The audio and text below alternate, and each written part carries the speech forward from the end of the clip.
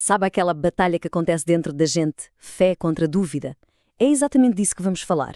Vamos mergulhar fundo na anatomia de uma crise espiritual, usando uma alegoria bem poderosa para entender essa luta interna, que, vamos ser sinceros, muita gente enfrenta. Então a grande questão é essa, né? O que acontece quando a fé se depara com a dúvida? Imagina só, uma crença que parecia uma fortaleza, de repente, se vê cercada pelas sombras da incerteza. A gente vai entrar nesse campo de batalha mental e ver de perto quem está no meio desse conflito todo. No coração dessa história a gente encontra um jovem cristão. Ele está numa encruzilhada, sabe? Mas não é uma encruzilhada de rua, não. A luta dele é toda aqui dentro. Um conflito que acontece na própria mente. Pois é, ele está completamente dividido. Pensa bem, de um lado está toda a base da educação espiritual dele. Do outro, o peso, o rigor da sua formação científica. E na mente dele, esses dois mundos, esses dois gigantes, estão prestes a bater de frente.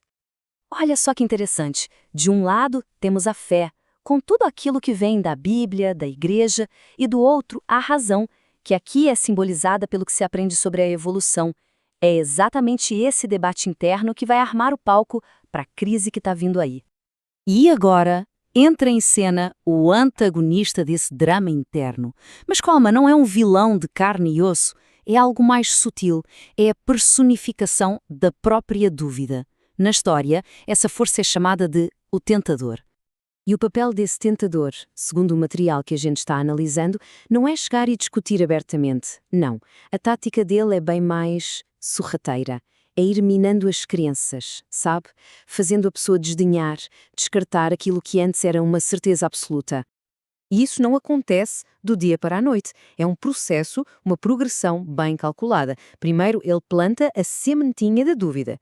Depois, essa dúvida vai sendo regada, cultivada, até virar desprezo, desdém mesmo. E no final, o tentador vem e, pá, confirma o ceticismo, fazendo tudo parecer a única conclusão lógica e inteligente possível. Olha só a lógica do tentador em ação. A pergunta é uma verdadeira armadilha. Ela coloca de um lado o que simplesmente disseram e do outro o que se aprendeu por si mesmo. Percebe? A fé é pintada como algo passivo, que a gente só aceita. Já a dúvida? A dúvida é apresentada como o único jeito de conhecer de verdade, de ser ativo. É uma tática, nossa, muito poderosa. E essa dúvida, que não para de crescer, está caminhando para um clímax. Um ponto crítico. Tudo vai se resumir a uma única questão. Uma questão filosófica que vai ser o ponto de virada dessa luta toda. E a pergunta é essa, simples e direta. O que a gente não consegue ver simplesmente não existe. Mas, na verdade, isso é mais uma afirmação disfarçada de pergunta, né? É uma premissa que diz que só o mundo físico, aquilo que a gente pode ver e tocar, é o que é real. Claro que o tentador se agarra a essa ideia com unhas e dentes.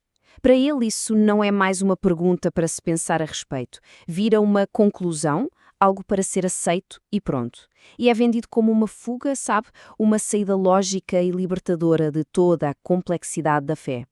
Só que o jogo está prestes a virar. O nosso protagonista não se entrega, não. Pelo contrário, ele começa a usar a mesmíssima lógica do tentador contra ele. Ele vai, literalmente, virar o argumento do avesso. Então, em vez de só aceitar aquela conclusão, ele para e questiona. Ele desafia essa afirmação tão absoluta. E o interessante é que a sua autodefesa não começa com um salto de fé, não. Começa com um contra-argumento, puramente racional. E o raciocínio dele é genial de tão simples. Pensa só, a gente não vê o vento, mas sente a força dele, certo? A gente não vê as bactérias a olho nu, mas sabe muito bem o impacto que elas têm. E aí a ficha cai. Ele percebe que aquela ideia de que ver para crer é furada. A realidade é muito, mas muito maior do que o que os nossos olhos conseguem ver. E esse é o clímax da batalha. É o momento exato em que o protagonista se dá conta de que a razão não precisa ser inimiga da fé. Na verdade, ela pode ser uma baita ferramenta para defender a fé. Aquela lógica da dúvida, que parecia uma muralha, começa a desmoronar quando ele olha para ela mais de perto, com mais profundidade.